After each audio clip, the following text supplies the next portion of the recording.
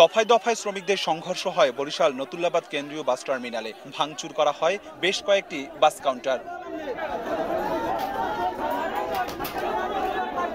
শ্রমিকদের একাংশের অভিযোগ, শনিবার দুপুর 12:30টার দিকে মাদারীপুর থেকে আসা একটি বাস নতুল্লাবাদ বাস টার্মিনালে প্রবেশের সময় এক মোটরসাইকেল চালককে সাইড দিতে হর্ন দেয়। এ সময় মোটরসাইকেল চালক ও তার বন্ধুরা বাস চালককে মারধর করে। তাকে বাঁচাতে অন্য শ্রমিক গেলে তাদেরও মারধর করা হয়। আহত হন বাস চালক শাকিল ও হেলপার সৌরভ।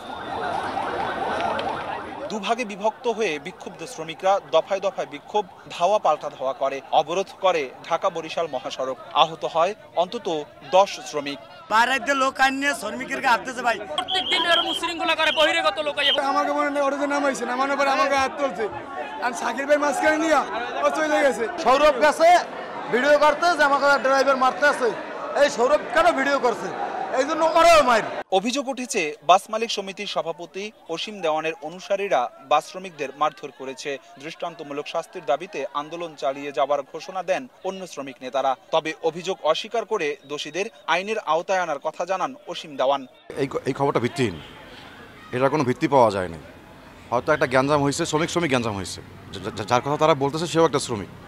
তো আমরা এটা তদন্ত করছি, যদি আমাদের মধ্যে থেকে কেউ এর সাথে জড়িত থাকে এবং কেউ ইন্ধন দিয়ে থাকে সেটা কঠোর অ্যাকশন নেওয়া হবে। তদন্ত সাপেক্ষে ব্যবস্থা নেওয়ার আশ্বাসে 2 ঘন্টা পর দুপুর 3:30টার দিকে পরিস্থিতি নিয়ন্ত্রণে নিয়ে যান চলাচল স্বাভাবিক করে পুলিশ। বিপক্ষে আসলে মুখোমুখি অবস্থায় আছে। আমরা চেষ্টা করছি পরিস্থিতি নিয়ন্ত্রণে যাতে কোনো পরবর্তী কোনো খারাপ অবস্থা না যায়।